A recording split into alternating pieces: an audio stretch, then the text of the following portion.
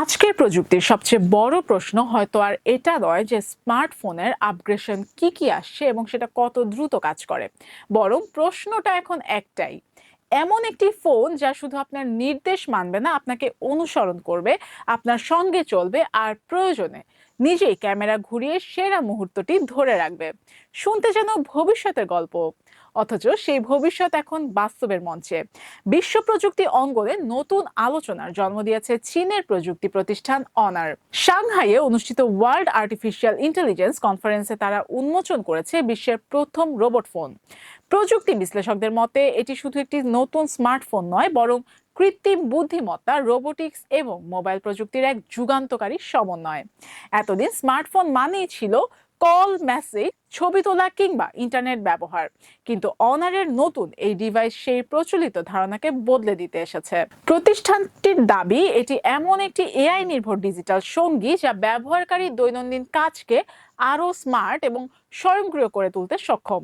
সবচেয়ে বেশি আলোচনায় রয়েছে এর built in mechanical gimbal system. Titanium alloy দিয়ে তৈরি এই বিশেষ মডিউলটি ফোনের ভেতরেই ভাঁজ হয়ে থাকে। প্রয়োজন হলেই এটি স্বয়ংক্রিয়ভাবে বেরিয়ে আসে। শুধু একটি ভয়েস কমান্ড কিংবা হাতের একটি সাধারণ ইশারায় সক্রিয় হয়ে যায় রোবোটিক ক্যামেরা। আর এখানেই শেষ নয়, ফোনটির 4D গিম্বল প্রযুক্তি ক্যামেরাকে প্রায় 360 ডিগ্রি পর্যন্ত ঘোরাতে পারে। ফলে ব্যবহারকারী চলাফেরা করলো কিংবা সামনে থাকা কোনো লক্ষ্য বস্তু দ্রুত গতিতে নড়াচড়া করলেও ক্যামেরা সেটিকে নিখুঁতভাবে অনুসরণ করতে পারে। অর্থাৎ আলাদা ক্যামেরাম্যান ছাড়াই আরো স্থির, স্মুথ এবং পেশাদার মানের ভিডিও ধারণ করা সম্ভব।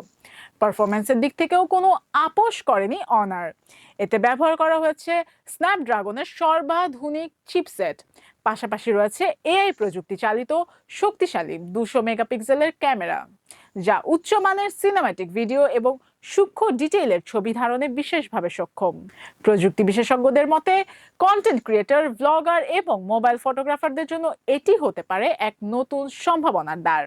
সাংহাইয়ের এই আন্তর্জাতিক প্রযুক্তি প্রদর্শনীতে স্থান পেয়েছে 3000-এরও বেশি উদ্ভাবনী প্রযুক্তি পণ্য।